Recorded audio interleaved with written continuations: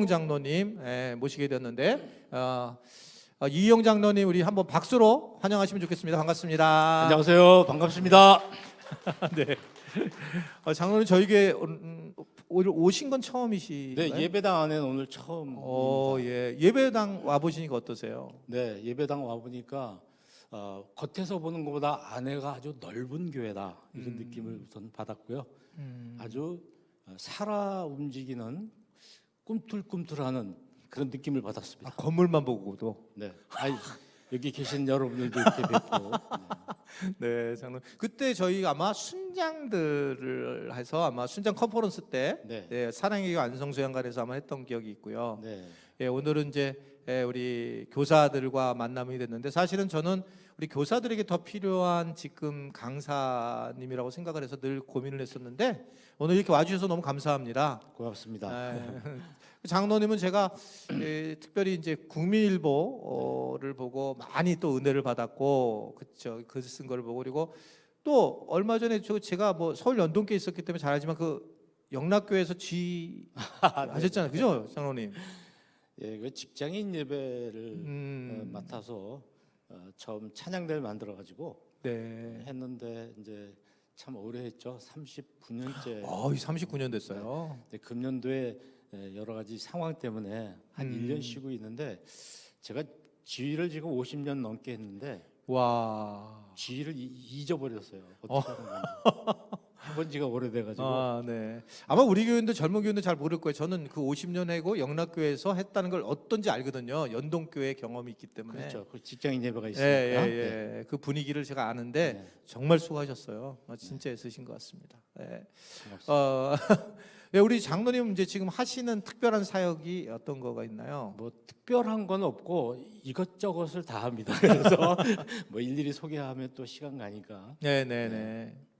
언제 어디서나 제가 있는 곳에서 하나님께서 주신 달란트를 잘 사용해서 그곳을 또 하나님 나라와 가깝게 만드는데 일조해 보려고 열심히 하고 있습니다. 네, 저도 맨 처음에 장로님에 대해서 굉장히 감동적이고 한국 교회를 위해서 잘 깨어나셔서 잘 섬기는 모습에 정말 감사를 드려요. 감사합니다. 예, 이게 오늘 제가 뭐 이렇게 질문 마지막 하나 할 텐데 그게 뭐냐면 이제 우리 교회에 대해서 혹시 오늘 아까 물론 건물을 보셔도 그렇긴 했지만 왜 제가 이걸 질문하냐면 이게 라이브다. 우리 교회의 강사님이시다는 마음 때문에 제가 이걸 준비를 했어요.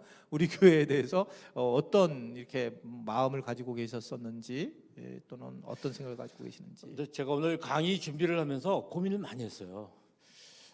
왜냐하면은 제가 준비하고 제가 받은 주제를 이렇게 생각해봤을 때 굉장히 앞서 나가는 교회인데 이 교회에 와서 제가 앞서 나가라고 강의를 해야 되는 상황이 됐거든요. 결론은. 근데 왜 그렇게 했느냐? 앞서 나가는 교회한테 앞서 나가라고 그러지. 그래 이제 안 나가는 교회들이 뒤에서 좀 따라올 수 있기 때문에 이왕 달리는 김에 1등으로 더 앞서 나가시라고 그래서 오늘 제가 뭐 그런 말씀 좀 드릴까 합니다. 그렇지 않다고 얘기했어요. 걱정하지 마세요. 제가 우리 교회 그렇지 않습니다라고 얘기했기 때문에 어머 이거 우리를 오해하는데 제가 오해를 풀어드리는 시간이 30분 걸렸어요. 그렇지 않은 교회입니다. 이렇게. 그래서 여러분들은 오늘 뭐 그냥 제가 무슨 뭐 잘 얘기를 해달라고 한 것도 아닌데 아니라고 얘기를 주로 많이 했기 때문에 편하게 교사 컨퍼런스를 참여하면 좋겠습니다. 지금 81가정에서 참여하고 있는데 이 시간에 이제 우리 장로님 강의를 들을 텐데요. 오늘 강의는 좀 서서 말씀을 전해 주실 겁니다. 자, 우리 이희영 장로님 강의를 듣겠습니다. 뜨거운 박수로 맞아주세요.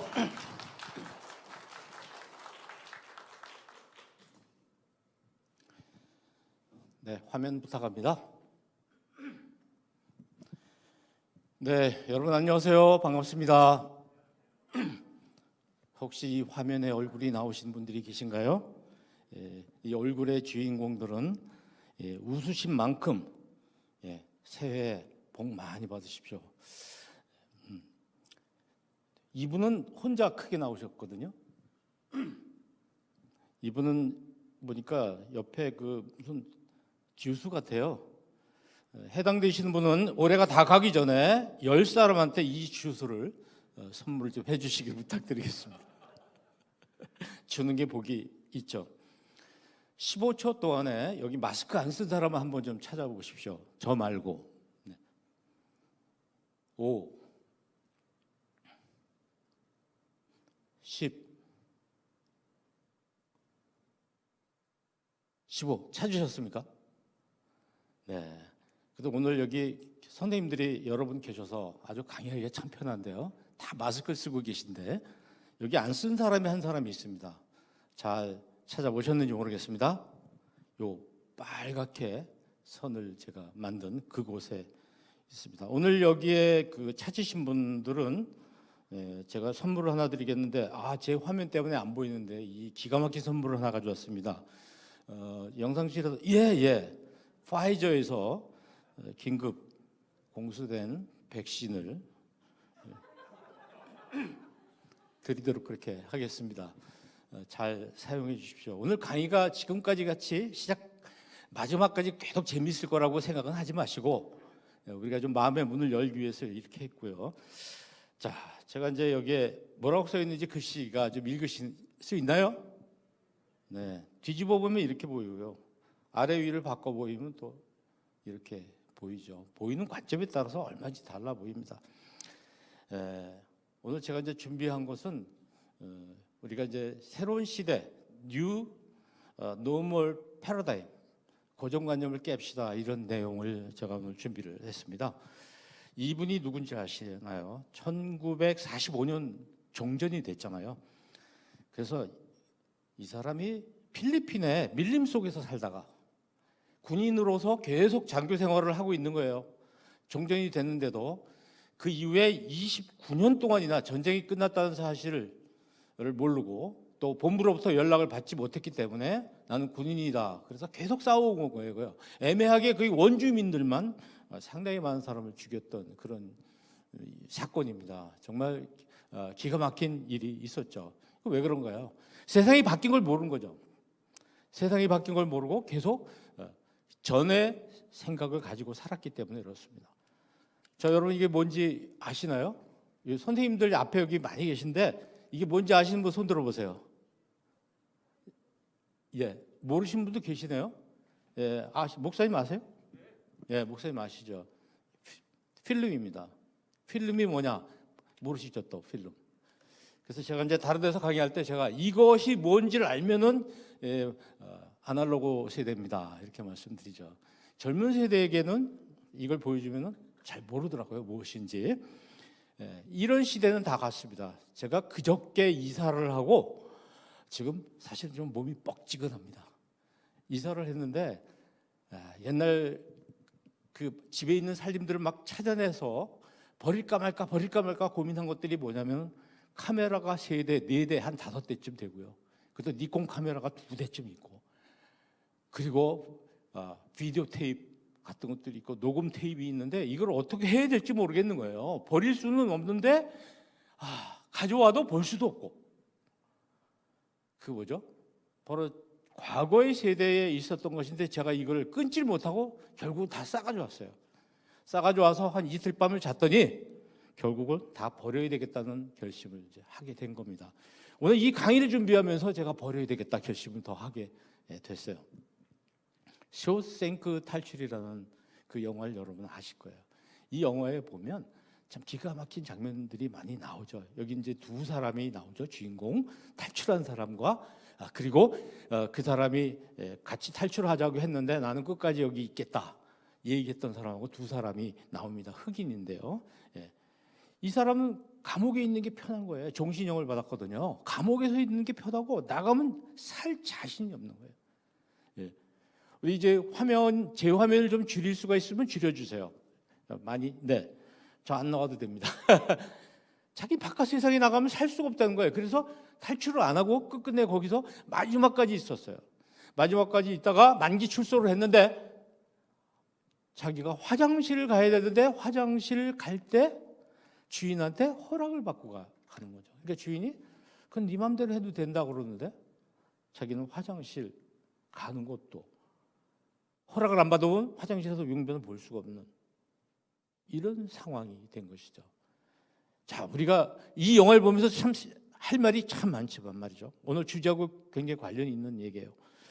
지금 우리 세상은 온통 코로나 때문에 말이 많습니다. 굉장히 고민들이 많죠. 근데 여러분, 지금 코로나보다 심각한 거는요, 사실은 4차 산업혁명이에요.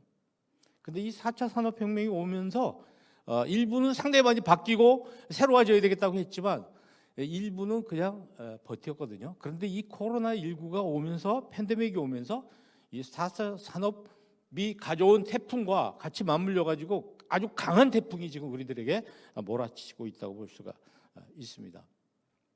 굉장히 큰 영향을 미치고 있죠. 이건 뭐 교회도 엄청난 영향을 주고 있습니다. 4차 산업이라는 것은 뭐 여러분들 이 4차 산업혁명에 대해서는 연구를 많이 하셨겠죠. 선생님들이시니까 더군다나. 구체적으로 제가 설명은 안 드리겠습니다만은 한 4가지가 엄청나게 융합이 되고 해서 세상을 바꿔놓는 거라고 보시면 돼요. 여러분 잘 아시는 인공지능, 그다음에 또 빅데이터, 그다음에 그리고 또 뭡니까? 잘 안 보이네, 막 움직이니까. 이런 것들, 특히 거기서 제일 중요한 게 모바일입니다. 모바일, 스마트폰과 같은 이 모바일이 이것들하고 뒤에 엉켜가지고 세상을 완전히 바꿔놓고 있어요. 지금 이 바람이 코로나와 함께 우리들에게 엄청나게 다가오고 있고 이것이 교회, 특히 교회 학교에 굉장히 영향을 미치고 있습니다. 여러분은 저 원주민하고 이주민 아시죠? 우리 한국에 어떤 사람이 외국에서 왔다 그러면 이주민이지만 우리는 여기서 태어났기 때문에 원주민이거든요. 이러한 새로운 미디어의 환경, 특히 혁신적인 변화의 시대의 환경을 태어나서부터 경험한 애들이 원주민이고 여기 선생님이나 저 같은 사람은 이주민들이 사실은 우리가 먼저 태어났기 때문에 이주민인 셈이 된 거죠. 어쨌든 이런 세계가 지금 우리들에게 와 있어요. 그리고 팬데믹은 전 세계를, 지구 전체를 마스크를 씌웠어요. 뭐 전 세계가 지금. 근데 이 얼마나 심각하냐면 말이죠. 여러분, 이번에 죽은 사람이 175만 명이 지금 넘습니다. 오늘 통계인데요. 오늘 아침 제가 통계 잡은 건데 1차 대전, 2차 대전을 훨씬 능가하는 사망자 수예요. 굉장히 많은 사람들이 죽었어요. 그러니까 전 세계를 지금 뒤 흔들어 놓은 사건으로 와 있습니다. 그래서 뭐 어떤 사람들은 before corona, after corona라고까지 이야기하는 상황이 지금 된 거죠. 어떤 사람이 그림을 그렸는데 참 재미있어서 제가 이렇게 보여드립니다. 전에는 우리가 우리 안에 갇혀 있는 동물들을 구경하러 갔었잖아요. 근데 요새는 어떤 거예요? 요새는 집 안에 갇혀 있는 우리들을 동물들이 와서 구경하고 있다. 이거 같이 참 재미있게 표현한 걸 제가 본 적이 없어요. 참 리얼하게 잘 설명한 것 같습니다. 요새 많이 쓰는 말 중에서 뉴 노멀이라는 말을 써요. 뉴 노멀. 뉴 노멀이 뭔가요? 새로운 노멀. 노멀이 뭐냐면 정상적인, 보통 이런 뜻입니다. 근데 여기에 뉴가 붙으면 정상이 아닌 뭐 이런 거죠. 과거 같지 않은, 보통이 아닌 특별한, 새로운 이런 뜻이 되겠습니다. 그래서 뉴 노멀 시대가 와 있다고 이야기를 하고 있습니다. 이 뉴 노멀 시대를 가져오게 한 것은 코로나19이기도 하지만 사실은 그것뿐만이 아니고 아까 말씀드린 4차 산업혁명이에요. 이거 굉장히 중요한 것입니다. 이 두 가지가 우리들에게 새로운 기준을 요구하고 있고 새로운 표준을 요구하고 있습니다. 저는 이제 나이가 좀 들었으니까 옛날에는 한자, 두자, 세자 이렇게 얘기했고 한근, 두근, 세근 이렇게 이야기를 했습니다. 그리고 일리, 이리, 뭐 십리 이렇게 이야기를 했어요. 근데 지금은 이게 다 바뀌어버렸잖아요. 뭐죠? 옛날에는 노멀이었는데 지금은 뉴 노멀이 된 거예요. 이렇게 바뀌는 것입니다. 저희도 사람은 좌측통행으로 배웠단 말이에요. 그래서 지금도 어디 가다 보면 저도 모르게 왼쪽으로 이렇게 복도로 올라가는데 내려오는 사람은 부딪히는 거예요. 왜? 지금 사람들은 우측통행이에요. 사람이 우측통행 시대로 바뀌었는데 계속 저 혼자 좌측통행을 하면 위에서 내려오는 분하고 부딪히잖아요. 그러니까 이 세상에서는 살기가 참 어려워진 거예요. 다른 사람의 피해도 줄 수가 있고 적응을 하지 못한다는 그런 뜻이 되는 겁니다. 근데 이 좌측통행을 우측통행으로 바꾸는데 70년이 걸렸어요. 뭐 더 설명드리면 굉장히 복잡한데 좌측통행이, 사람이 좌측통행하는 것은 굉장히 그 생명에 나쁜 영향을 줍니다. 그래서 바꾼 것이죠.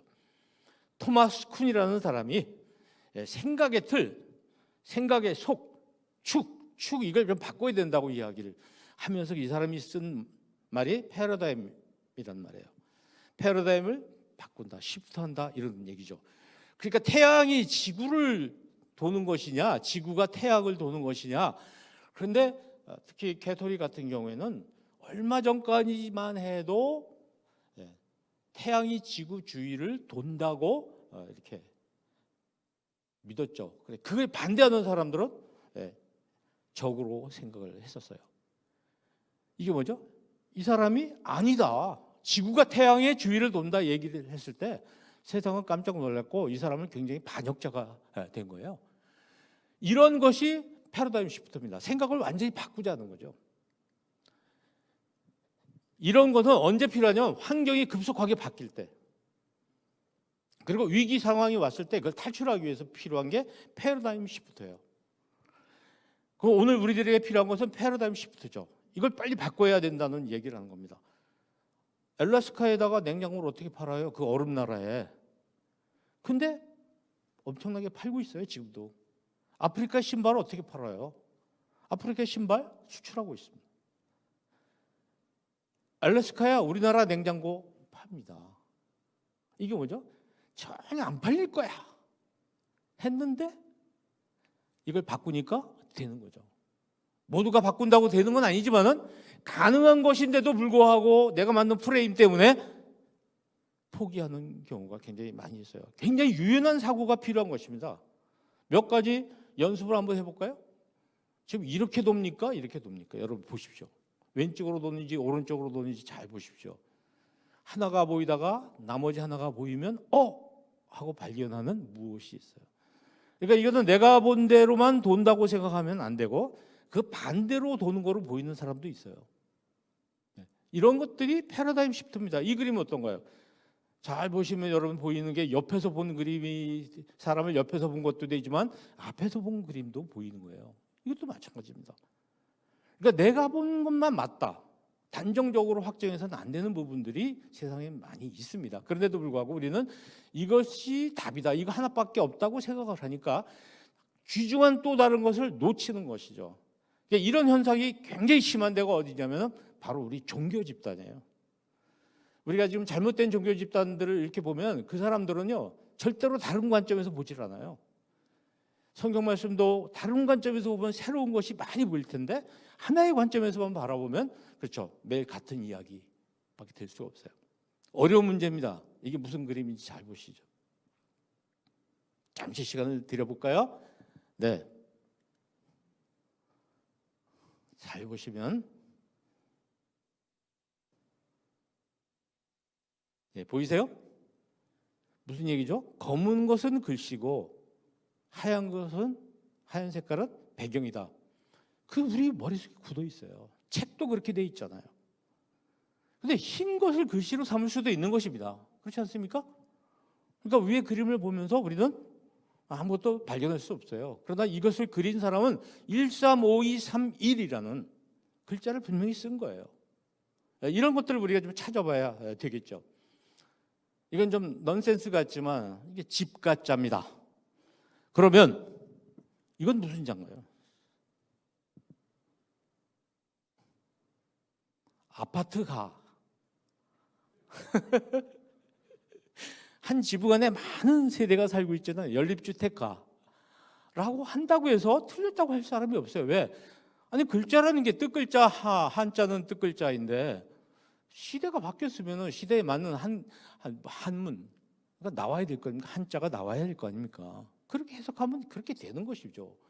그러니까 절대적일 수 없는 것을 너무 절대적으로 우리가 생각하는 경향이 있는 거예요. 그리고 진짜 절대적인 것을 자꾸 상대적으로 생각하니까 헷갈리는 것이죠. 정말 절대적인 것은 절대적으로 절대적이어야 되는 것이고 상대적인 것은 그냥 상대적으로 대해줘야 되는데 우리는 이걸 바꿔서 생각하는 수가 있다는 거죠. 지도를 보세요. 우리가 어려서부터 본 지도하고는 너무 다른 겁니다. 지금 어린아이들은 이런 지도 또 다른 지도도 보죠. 보세요. 이 지도라는 것은 지금 우리가 자주 보는 지도일 거예요. 그런데 이 지도는 오른쪽에 있는 지도는 여러분 참 보기가 드문 지도예요. 그러나 남반부에서 살다 오신 분들, 호주나 뉴질랜드에서 살다 오신 분 같은 경우에는 오른쪽 지도를 많이 보셨을 거예요. 우리는 북쪽에 살기 때문에 북극 쪽이 위인데 저쪽에 남극이 위가 되는 거예요. 지도가. 그러니까 내가 알고 있는 것을 절대적이라고 너무 절대적인 것도 아닌 것을 생각한다면 안 되는 것이죠. 잘 보세요. 이 옷은 물감이 옷에 떨어져서 막 번져버렸어요. 어떤 색 옷에 어떤 색 물감이 떨어졌을까? 녹색 옷에 붉은색 잉크가 떨어진 느낌이 들죠. 그러나 이따가 다시 한번 이야기를 나눠보자고요. 자, 이렇게 지금 생각을 바꿔야 되는 시대에 우리가 살고 있는데 우리 한국 교회는 어떤가? 교회 학교라는 것은요, 한국 교회 안에 있는 거예요. 그러니까 한번 잠깐 몇 개만 살펴보자고요. 예배가 비대면으로 전환되면서 지금 사실상 많은 교회들이 정말 엄청난 위기에 빠져 있습니다. 공동체와 소통이 단절되고 붕괴 직전에 지금 있어요. 목사님들이 위기 의식이 말도 못해요. 특히 작은 교회들은 지금 문 닫고요. 목사님들이 택배하시고 지금 난리가 났습니다. 굉장히 어려운 상황이에요. 근데 우리 하늘꿈 연동교회는 보니까 이런 것에 대해서 굉장히 대비가 돼 있는 것들이에요. 훈련이 돼 있는 것더라고요. 그러니까 모여서 뭔가를 해야만 된다고 생각했던 교회들은 지금 안 모이니까 아무것도 안 되는 거예요. 그러나 흩어지는 훈련이 돼 있던 교회들은 원래 흩어져 있었기 때문에 괜찮겠죠. 참, 이게 온라인 예배가 시작되면서 우리는 예배하다, 예배드리다 이렇게 우리가 하면서 이야기를 하면서 살아왔는데 어느 날 갑자기 예배 보는 것이 적합한 말로 됐죠. 하긴 평상시에도 여기 와서 앉아 있으면서 예배를 구경하는 사람도 있긴 했지만, 근데 요새는 어떤가요? 예배를 틀어요. 야, 예배 빨리 틀어. 집에서 오늘 아침도 예배 틀었어요. 저는 집에서 예배 틀어서 방송으로 틀어가지고 앞에 앉아서 봤어요. 예배 보다가 예배 틀다로 바뀌었어요. 요새는 또 어떻게 바뀌었나요? 예배 때우는. 예배다까지 안 와도 되고 집에서 예배 시간 한 5분 전 10분 전에 잠옷 차림으로 가서 앉아서 보고 때우는 거예요. 오늘 끝난 거예요. 주일이 끝났어요. 주일 행사가 다 끝나버린 이런 상황으로 지금 가고 있는 거예요. 특히 지금 연령간의 디지털 정보 격차는 굉장히 심각합니다. 나이가 드신 분들은 지금 어떻게 신앙생활을 해야 될지 모르겠는 거예요. 어떤 분은 교회 와서 예배당 문을 잡고서 울었다는 거예요. 어떻게 달리 예배를 드릴 수가 없기 때문에, 하나님 만날 수가 없기 때문에. 더군다나 신앙적으로 자기 자립적인 신앙을 갖지 못하신 분들은 교회 목회자한테 도움을 받아야 되는데 그것이 안 되니까 하나님을 만나기 힘든 거예요. 한마디로 굉장히 심각해요. 두 번째, 너무 아픈 얘기예요. 교회가 너무 지금 신뢰가 추락했어요. 왜 추락했는지 여러분이 저보다 더 잘 아시니까. 이거 보통 망신이 아닌 사건들이 TV에 뉴스 시간에 교회 얘기만 나오면 하여튼 이 소식 아니면 이 소식 아니면 이 소식 한 세 가지 중에 하나예요. 근데 왜 이 상황에서 또 저 소식이 그렇게 많이 나오는지, 이런 사건들이 많이 생기는지 너무 안타까워요. 막 불난 집에 기름을 이렇게 끼얹는 것 같은 그런 상황들이 거듭되고 있어서 너무 안타까워요. 사람들이 지금 교회를 향해서 손가락질합니다. 왜? 교회가 세상하고 똑같잖아. 이래서 손가락질해요. 그래도 교회는 안 그래야 되는데. 그래서 우리가 코로나19 이후에 한국 교회에 대한 이미지 조사한 걸 보면 기가 막힙니다. 이 왼쪽 두 개는, 하나는 천주교고 왼쪽엔 불교고 가운데는 천주예요. 어쨌든 이미지 색깔이 파랗습니다. 우리는 빨간 색깔이에요. 확대해 볼까요? 이렇습니다. 자, 교회를 가겠습니까? 앞으로 사람들이 교회를 오겠어요? 매우 심각한 상황입니다. 교회 학교 아이들도 마찬가지예요. 여기에 교회 학교가 진공 상태로 있는 게 아니라는 것이죠. 큰 교회의 상황으로 한번 살펴보자는 거예요.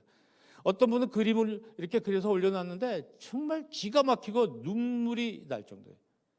이게 오늘 우리 교회의 모습 같아요. 너무 안타깝고 힘듭니다. 그럼 우리가 어떻게 해야 됩니까? 몇 가지 좀 생각해 볼 점이 있다는 거예요. 이거 빨리 지나가고 1년 전으로 다시 돌아갈 거야. 천만에 그런 일은 없어요. 그러니까 그 생각을 하지 말아야 되는데 자꾸 옛날 올드 패러다임으로 가려고 그러는 거예요. 노멀로 다시 돌아가려고 하는 거예요. 이래서는 안 되는 거죠. 교회는 가장 안전한 곳으로 해야 됩니다. 마스크 꼭 껴야 되고, 그리고 들어올 때 해야 되고, 몸이 이상하면 오지 말아야 되고, 가장 안전한 곳이어야 됩니다. 그러니까 영적으로도 가장 안전한 곳일 뿐 아니라 육적으로도 가장 안전하고 보건위생이 철저한 곳으로 만들어야 되는데, 지난 주간에 뉴스를 보면 그렇지 않은 교회들이 많아서 뭐 부흥회를 뭐 몇 차례를 했다든 등등 기가 막힌, 이게 도무지 이성이 있는 사람인지. 그리고 사역 방향이 엄청나게 바뀌어야 됩니다. 사역, 집회, 모이고 무조건 교회에 모이게 해서 뭔가를 해야 되는, 여기에 이렇게 익숙해져 있는 교인들도 문제지만 목회자들도 문제죠.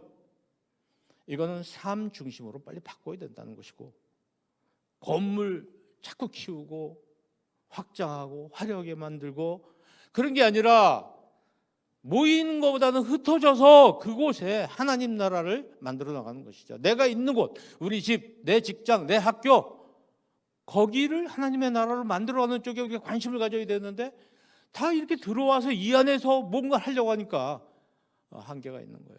소금이라는 게, 여러분, 소금이 바위 덩어리 같은 소금이 하나 있다고 생각합시다. 이걸 어디다 써먹어요? 이 바위같이 큰 소금 덩어리를 쓸 데가 없잖아요. 소금이라는 것은 잘게, 그죠? 가늘게 부서져서 흩어져야지 맛을 낼 수가 있는데, 오늘 우리 교회의 모습은 소금 바위 내지 소금 덩어리 같아요. 쓸 데가 없어요, 쓸 데가. 오늘 우리들의 모습이기도 합니다. 특히 이 교회 안에서 이념 프레임, 이게 정말 기가 막힌 일이에요. 지금 정말 많은 교회에서 제가 이 교회의 지도자들하고 포럼 같은 걸 하고 자주 만나는데, 보면 이 장로님들 중에서 좀 의식 있는 장로님들이 굉장히 힘들어해요. 장로님들조차. 왜? 다른 장로님들이 나와서 기도할 때 특정 정당에 대해서, 정파에 대해서 거기에 정의를 보고 기도를 하는 거예요. 목사님이 설교하면서도 마찬가지예요. 그러니까 교인들이 떨어져 나가고 힘든 거예요, 예배 시간에. 우리가 그래서 예배 시간에 기도하다가 기도 시간에 앉았다가 그냥 나가는 교인들도 있어요. 여러분, 복음하고 이념이라는 것이 얻은 게 위입니까? 생각해 보세요. 복음 아래 이념이 있는 거예요. 근데 오늘 어떻습니까? 바뀌었잖아요. 복음 위에 이념이 있어요. 그 이념 아래에서 복음을 찾고 있어요. 이거 우리 교회가 복음의 본질이 위고 이념은 아래라는 것, 이것을 우리가 놓쳐서는 안 된다는 말씀을 또 우리가 드리고 싶어요. 그리고 이제 중요한 것은 신앙의 무대를 확장해야 되죠. 예배당에 모여서 뭘 어떻게 할 것이냐, 예배당에서 어떻게 신앙생활을 잘할 것이냐가 문제가 아니라, 직장과 가정과 또 학교와 사회 속에서 내가 어떻게, 시장 바닥에서 내가 장사를 하면서 어떻게 크리스찬으로 살아갈 것이냐, 여기에 초점을 둬야 되는데, 우리는 그쪽은 아니고 다 이 예배당 안에서 뭘 하려고 하니까 이것이 굉장히 큰 문제 아닙니까? 다시 말하면 흩어진 교회. 우리 하늘꿈 연동교회가 이 흩어진 교회를 위해서 굉장히 관심을 갖고 있는 걸 제가 알고 있어요. 생활선교사, 이거 기가 막힌 겁니다. 이게 가정에서, 교회에서 가정, 직장, 사회, 이 세 개가 하나가 되어야 된다는 거거든요. 일치가 되어야 되는데 딱 교회로 끝나버리니까 오늘 우리 병이 들어도 아주 심한 병에 들어있는 것이죠. 우리가 지금 시도하고 있는 이 생활 선교사를 여기서 잘 성공시켜서 매뉴얼을 만드셔야 돼요. 그래서 우리나라 교회에 퍼뜨려줘야 될 책임이 여러분 교회에 있습니다. 특히 우리 하늘꿈 연동교회는 직장인들이 많으신 걸로 알고 있어요. 그러니까 굉장히 좋은 어떤 뭐라고 할까, 무대라고 할까, 여기서 할 수 있는 여건이 갖춰졌다고 볼 수 있어요. 그리고 이 안에서의 세대 간의 소통, 특히 저는 잘 모르겠습니다. 많은 교회들이 지금 세대 간의 소통 때문에 굉장히 고통이 많아요. 일단 다음 기회에 또 말씀을 드리도록 하고, 이 교회가 공공성을 회복해야 됩니다. 공공성. 저는 우리 교회 이거 굉장히 문제가 있는 거라고 생각합니다. 우리라는 게 뭔가요? 아워라는 뜻도 있는데요. 우리라는 게 뭐냐면요, 울타리라는 뜻입니다. 국어사전 열어보세요. 울타리. 밖으로 안 나가는 거예요. 이렇게 우리끼리끼리라는 뜻입니다. 이건 굉장히 나쁜 거예요. 우리 교회가 펴져서 우리 교단으로 만들어지는 거예요. 이 수원에 있는 대한예수교 장로회 통합직교회 목사님들끼리만, 교회들끼리만 노예 만들어서 이렇게 뭘 하는 것 같죠? 이거 잘못된 거예요. 그렇게도 해야 되지만 이 동네에 있는 교회들이 뭐 하는 거예요? 이 동네에 있는 교회들, 이 지역 사회에 몸담고 있는 교회들이 연합을 해야 되는 거죠. 교단을 초월해서. 그지? 이 동네가, 우리 교회가 이 동네 안에 이유가 뭔가 그걸 찾아야 됩니다. 이 지역 사회를 위해서 뭔가를 해야 되는 거죠. 공공성입니다, 일종의. 그래서 우리 동네 교회 연합회를 만들어서 저 경주에 한번 갔더니, 경주에 우리 교단 어르신이 한 분 계셨는데 지금은 은퇴하셨지만 총회장 하셨던, 그 경주의 그 지역에 있는 목사님들이요, 이 우리 교단님 목사님한테 일주일에 한 번씩 와서 성경 공부하더라고요. 교단 다 달라요.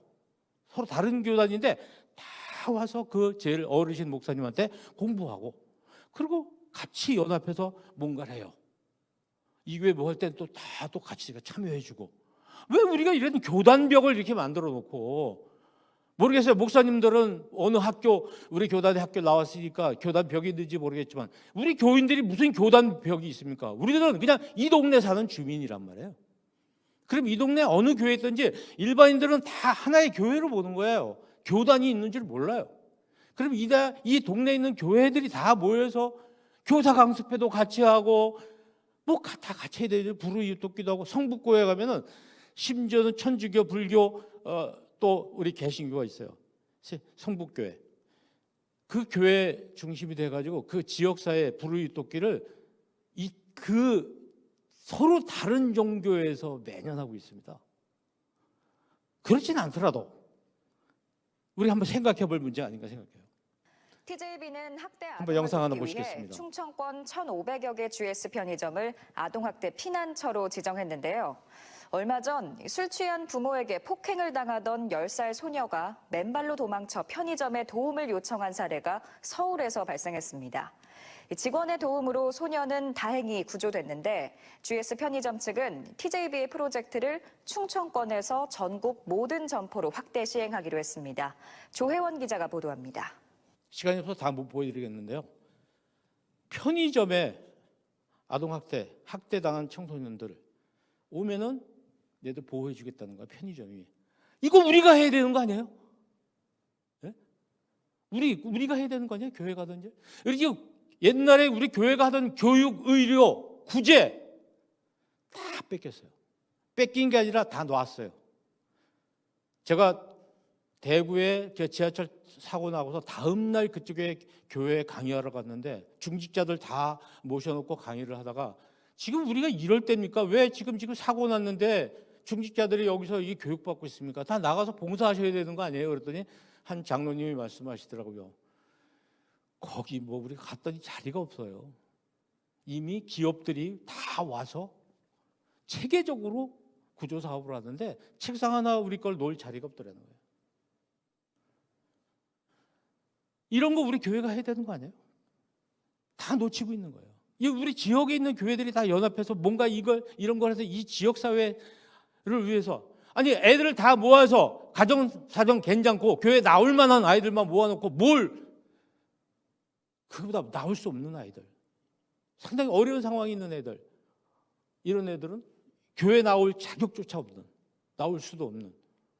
그러니까 우리가 생각을 바꾸자는 얘기는 바로 이런 거예요.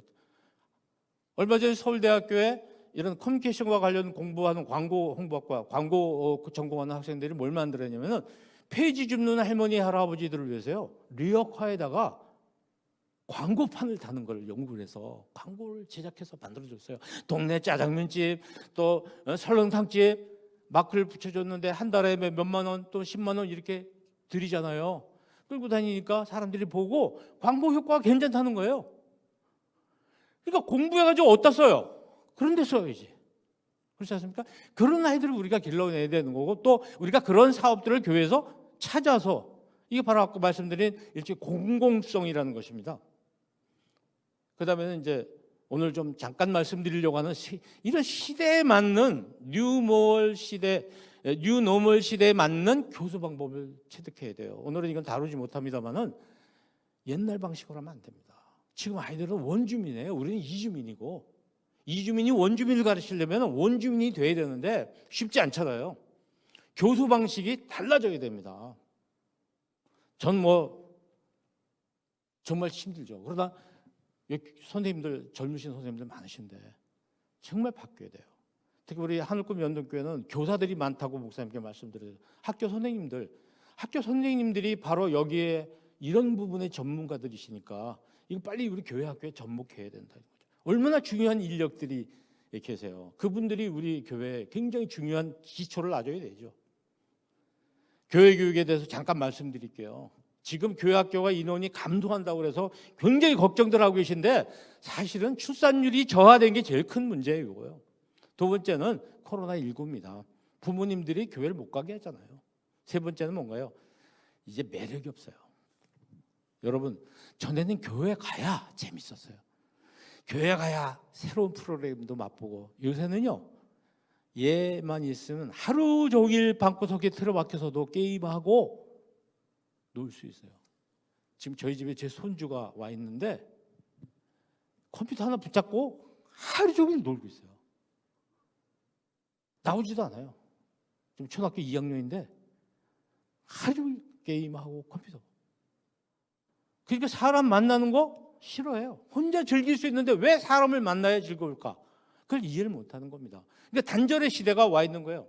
또 하나는 저는 이거 굉장히 이거에 대해서 좀 뭐라 그럴까, 아주 안타까워하는 거예요. 왜 우리가 어떻게 하다가 교회 학교가 학교가 됐냐 이거예요. 우리 하늘꿈 연동교회는 그거 아닌 것 같더라고요. 잘 하고 계신 것 같은데 학교는 지식 중심입니다. 물론 태도도 가르치지만은 교회는 지식에 그치지 않고 삶을 가르치는 곳이라고요. 어떻게 살 것인가. 근데 교회도 지식 중심으로 가고 있어요. 여러분, 지식 중심이 암기만 잘하면 되는 그런 거 아닙니다. 지금 이 삶이라는 것은 그거하고는 전혀 다른 거죠. 암기만 잘한 사람들이 지금 나라를 굉장히 어렵게 하고 있잖아요. 암기력 좋은 사람, 좋은 태도 가지고 있는 사람은 출세를 못하는 세상이에요. 그러니까 난 사람이냐 된 사람이냐 그 문제인데, 우리 교회는 된 사람을 만들어내는 곳이지 잘난 사람을 만들어내는 거 아니에요. 성경에 누구의 아들이 누구고 아들이 몇 명이고 그런 거 암기 잘하고 그런 사람을 우리가 1차로 만들어내는 건 아니고 어떻게 하나님 말씀대로 살 것인가 가르쳐주는 곳이라고요. 사는 거. 그래서 어른들도 마찬가지로 성인들도 내가 이 세상을 어떻게 살아야 되지, 이런 사람들이 교회에 나와야 되는 거예요.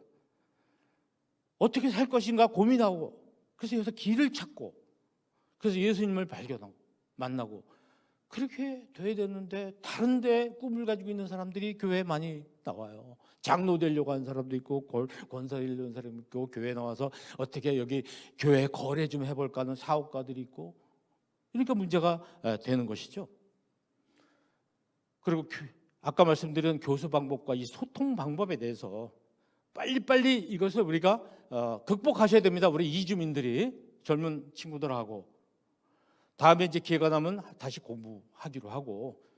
그럼 끝으로 이제 우리 교회 학교가 뭘 바꿔야 되는가, 구체적인 거 몇 가지만 말씀드릴게요. 시스템부터 바꿔야 돼요. 첫째, 우리 하늘꿈 연동교회는 어떤 사람으로 키우려고 지금 교회 학교를 운영하고 있는가를 목표를 명확하게 해야 됩니다. 목적. 그게 목적이에요. 어떤 사람을 키워낼 것인가가 목적이고요. 그렇게 키워내면 그 사람은 어떻게 살아갈 수 있는가 하는 게 교육 목표예요. 목적과 목표는 다릅니다. 제가 제주도 가는 것은 목표예요. 제주도 가서 무엇을 할 것인가가 목적이거든요. 목적과 목표는 다른 거예요.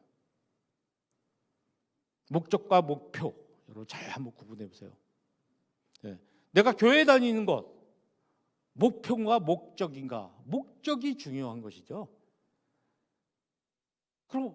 그리고 무엇을 가르칠 것인가 생각해야 돼요. 저에게도 그런 일이 있었어요. 어떤 아이가 초등부 때 이렇게 갔는데 전도사님이 요한복음 가르친 거예요. 근데 소년부 올라갔는데 다른 전도사님이 오셨는데 또 요한복음 가르친 거예요. 그 다음에 연속된 건 아니지만 그 아이가 중등부 갔는데 고등부 갔는데 청년부 갔는데 계속 요한복음 가르쳤다고 생각해 보세요. 걔는 교회 생활을 10몇 년을 했는데 요한복음밖에 공부를 못한 거예요. 이거 뭐죠? 그 교회가 체제가 안 잡혀 있다는 거예요. 교육 체계, 교육 과정이 잘못됐다는 거죠. 그래서 저희 교회는 제가 다 나눠놨습니다. 여기서는 맨 밑에서는 주로 성경의 어느 부분 이게. 그래서 마지막 10몇 년을 다니면은 성경을 골고루 공부할 수 있도록 교과 과정을 한번 만들어 본 적이 있어요. 그래서 새로 오신 교육자들이 아주 힘들어하죠. 어쨌든 이것도 우리 교회에서 한번 생각해 볼 문제라는 거죠.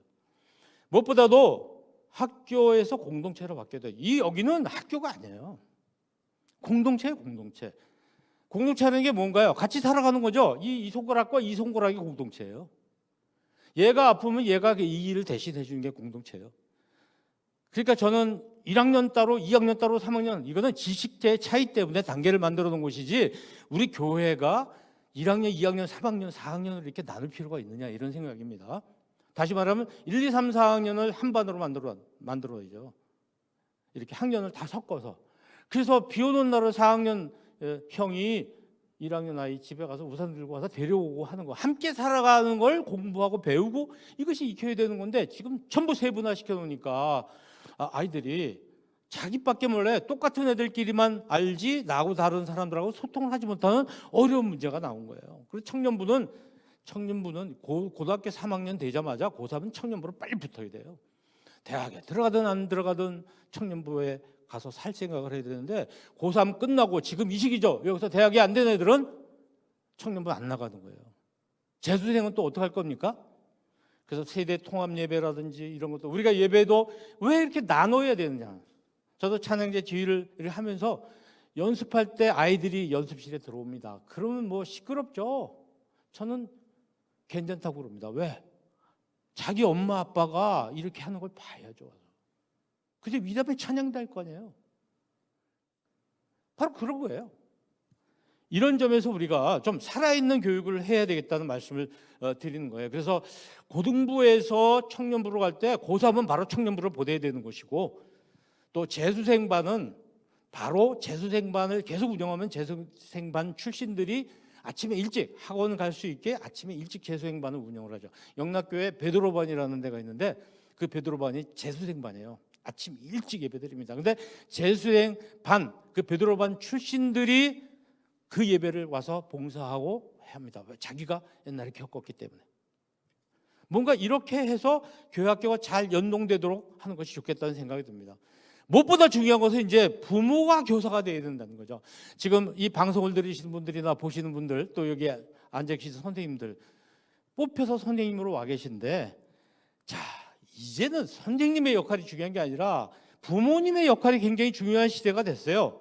왜 그럴까요? 전에는 예배당에 보내놓으면 예배당에서 선생님들이 아이들 직접 만나서 가르쳐서 집으로 보내줬잖아요.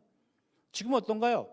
예배당가 잘 안 나오잖아요. 그리고 이것은 앞으로도 당분간 계속될 것입니다. 그리고 온라인하고 같이 겹칠 것이고 선생님들이 할 수 있는 한계가 있어요. 이제는 한계가 온 거예요. 아이들 만날 수가 없어요. 그럼 어떻게 돼요? 신앙교육이 중단이 되는 겁니다. 누가 해야 되죠? 가장 아이들하고 오래 같이 하고 있는 영향력 있는 분이 하셔야 되죠. 그게 부모님이에요. 그러니까 선생님하고 부모님하고 역할이 조금 바뀌어야 되는 상황이 되었다. 그래서 저는 주일학교가 이제는 부모 주일학교가 되어야 된다. 왜? 월요일부터 토요일까지 아이를 어떻게 가르칠 것인가 신앙적으로 그것을 부모님들이 알지 못해요. 많은 분들이. 그러니까 거기서 문제가 생기는 거예요. 일주일에 1시간 내지 2시간 정도 아이들 신앙적으로 잘 해놓으면 부모님들이 말하자면 그 가르쳐놓은 것을 더 발전시키지 못하는 반대의 경우가 많거든요. 이제는 부모님들이 이걸 담당하셔야 되고 선생님들은 부모님들을 가르치는 쪽으로 이 화살표 방향으로 가야 되겠다 하는 것이 이제 앞으로 방향이라고 저는 봅니다.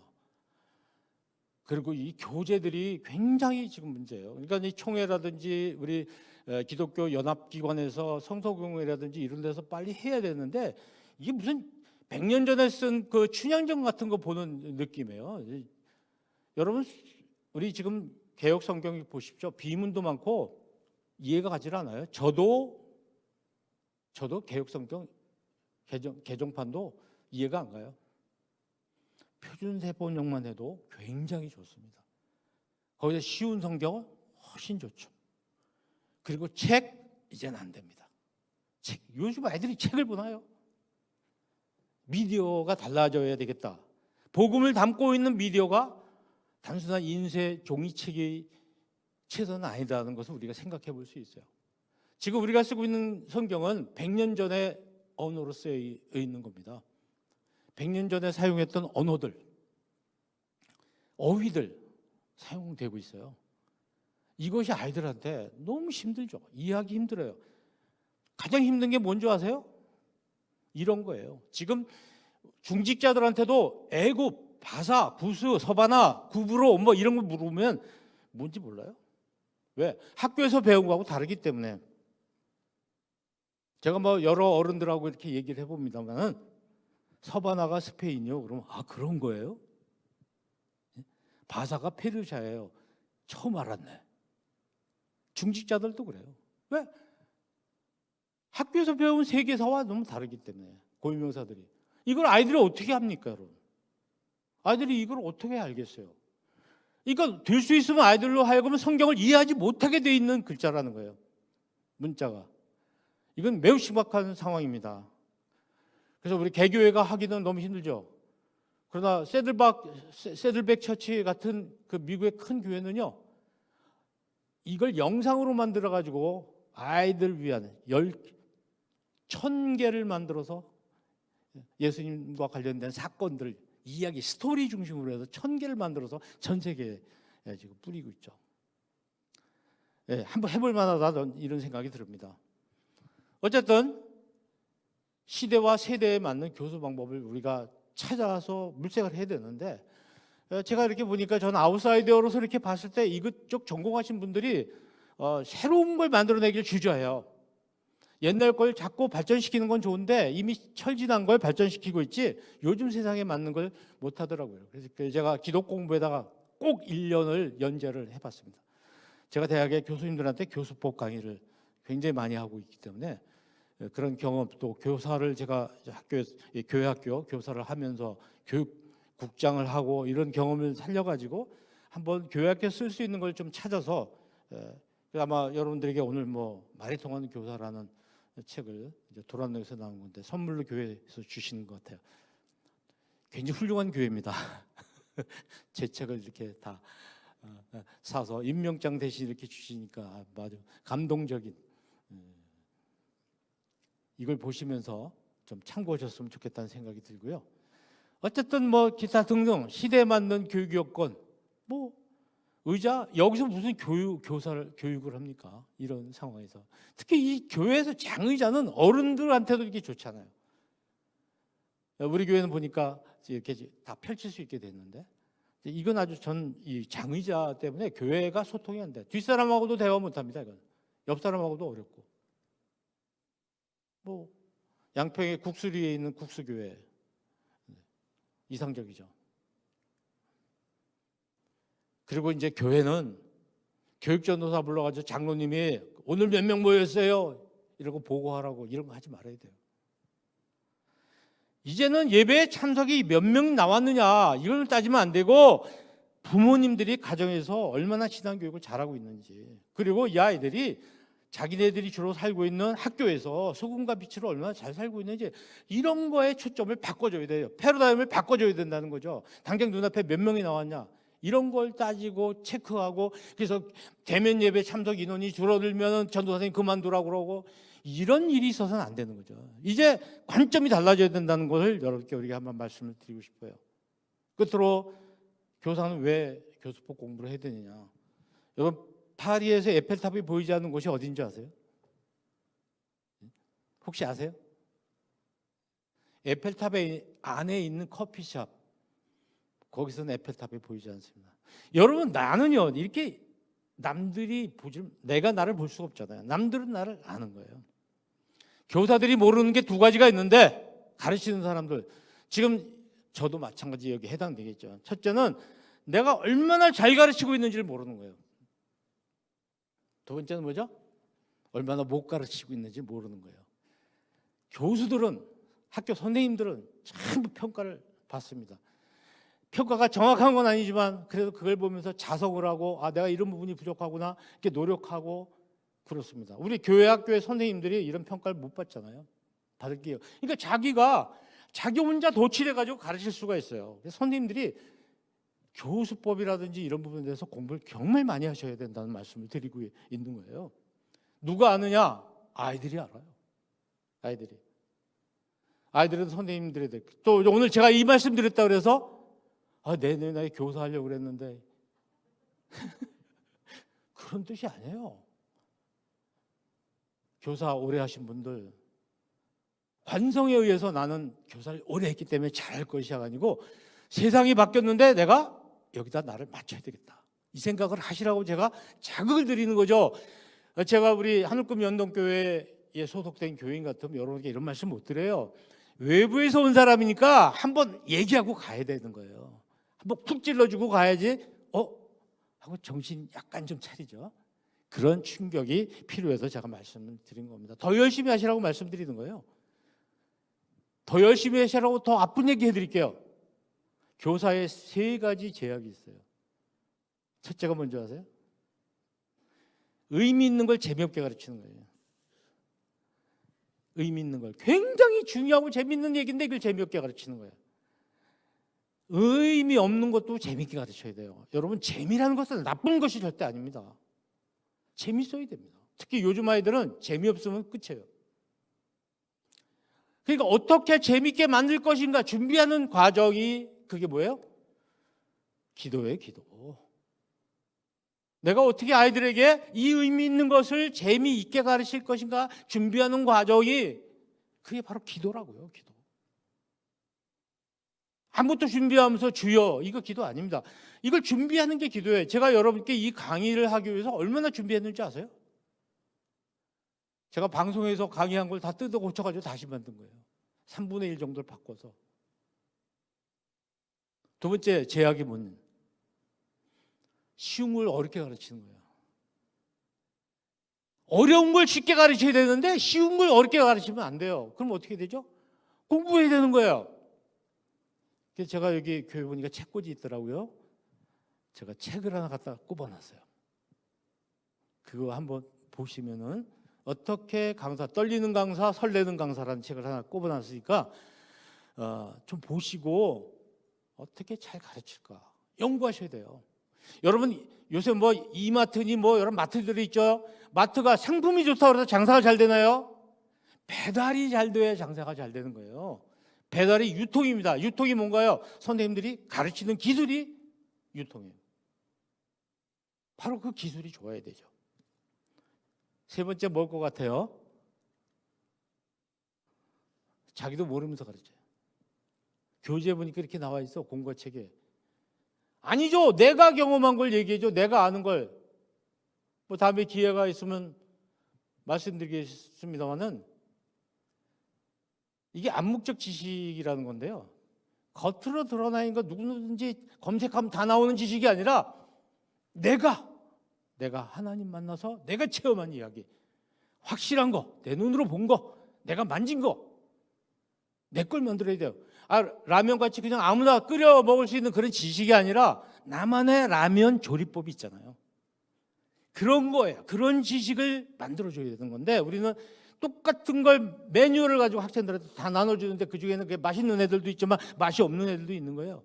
자기 걸 자기가 만들도록 해주는 선생님들도 자기 걸, 그래야지 열정이 생긴다, 이런 말씀을 드릴 수가 있어요. 바다에 가면요, 모래, 깊은 바다 심연에 바닥에 모래에 가만히 숨어있는 넙치라는 녀석이 있어요. 근데 이따금씩 표면으로 올라와서 수면에서 이렇게 빠르르 날아가다가 세상 구경하고 쏙 들어가는 그런 날치라는 물고기가 있어요. 누가 바다를 알아요? 예? 바다를 정말 잘 아는 게 넙치입니까, 날치입니까, 여러분? 넙치는요, 한 번도 이 바다가 어떻게 생겼는지 밖에서 본 적이 없어요.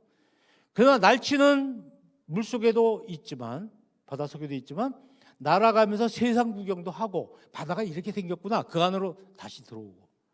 교사는 이 날치가 돼야 돼, 날치. 남들이 보지 못한 세계를 보고 그것을 아이들에게, 야, 밖에 나가면 이런 게 있어, 이걸 아이들에게 이야기해 주는 것이 선생님이 해야 될 일입니다.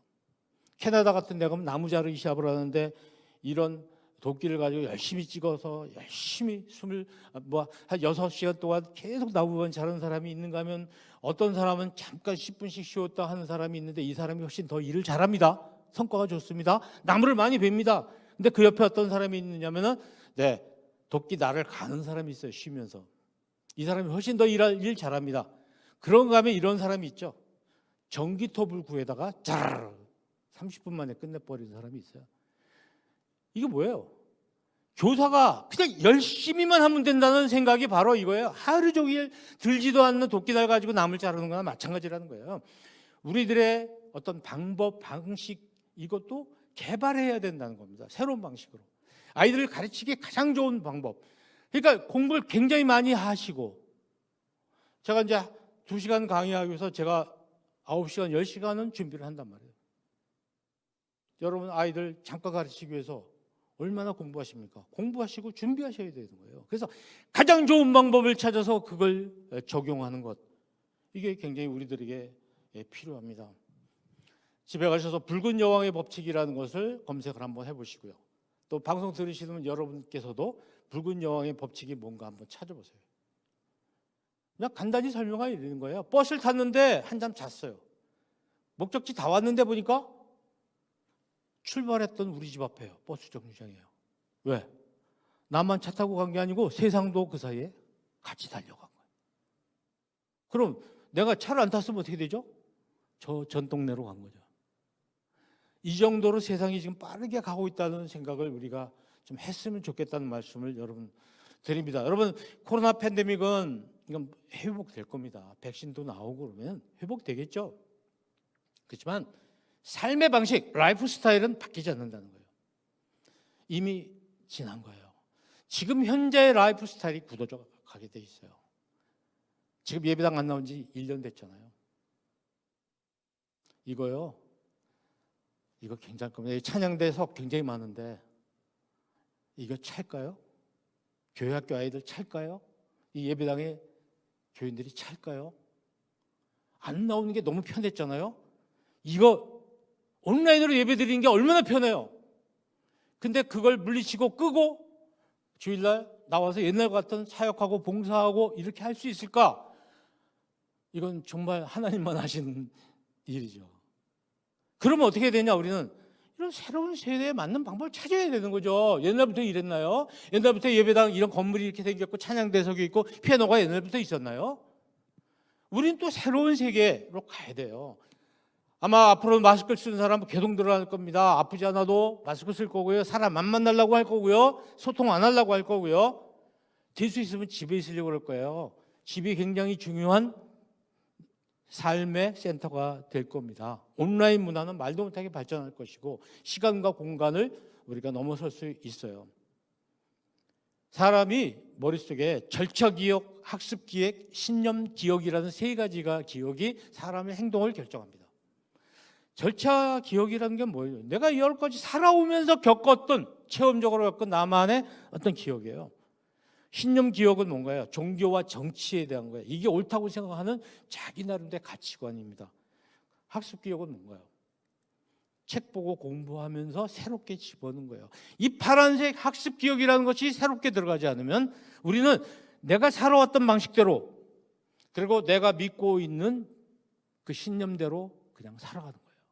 그래서 앞에 두 가지에 빠져 있고 세 번째 있는 파란 색깔의 학습 기억을 새롭게 계속해서 리뉴얼 해주지 않으면 우리는 상당히 이 세상을 살아가면서 문제가 생기고 나만 옳다고 생각하기가 쉽다는 겁니다. 그래서 우리는 공부해야 되는 거죠. 꾸준히 공부하셔야 됩니다, 여러분. 공부하시는 게 굉장히 중요해요. 생각이 낡으면 이런 분들이 되는 거죠. 그래서 옛날의 가치관, 옛날의 패러다임을 가지고 뉴노멀이 아니라 노멀을 가지고 자꾸 뉴노멀로 가는 사람들 끌어 뒷다리를 잡습니다.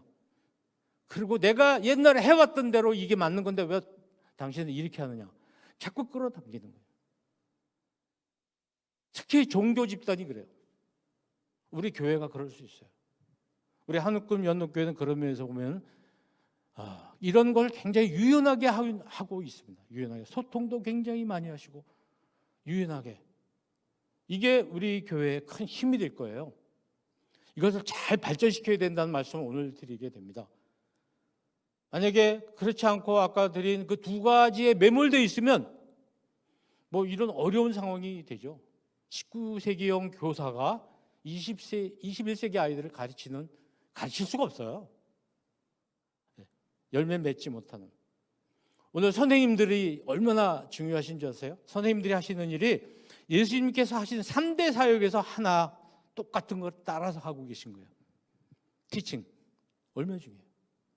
가르치는 일을 하고 계십니다. 여러분들 매우 중요한 긍지를 가지셔야 돼요. 가르치는 일은 전도나 마찬가지죠. 그래서 우리가 해야 되는 일은 어린 아이들, 다음 세대를 하나하나 정성껏 하나님 말씀대로 살도록 잘 육성하는 것이고, 그것이 결국은 우리 성도를 온전케 하는 일이요, 그것이 그리스도의 몸된 교회를 세우는 아주 중요한 기초 작업이다 하는 말씀을 오늘 결론적으로 여러분 드립니다. 여러분, 아까 이 물감에 옷이 떨어져서 번졌어요.